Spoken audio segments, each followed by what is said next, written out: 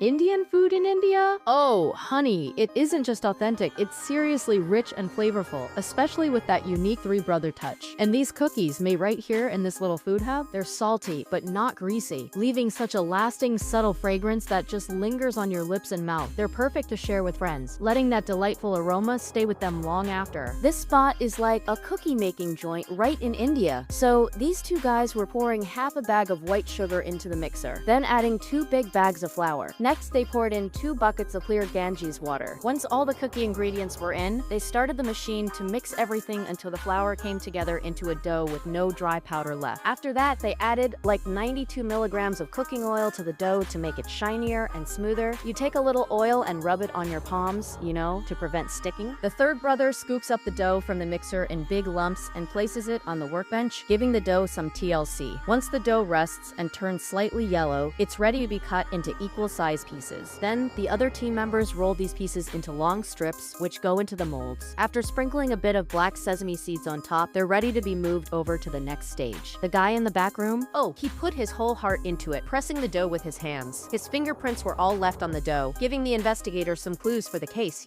After rolling out the dough, cover it up and bake for 15 minutes. You'll get breadsticks like toast, then put them into the slicer to cut into small pieces. Next, arrange them on an iron-heavy plate so the cut sides soak up the heat evenly. After that, slide the baking tray onto the iron rack and pop it into the oven to keep baking. The new oven is like the only decent setup in this spot. After baking for 10 minutes, you can pull out the rack. Crispy cookies, fresh out of the oven, cooling off on the floor, ready to be packed and sold. You don't have to eat them, but you definitely gotta share them with your friends.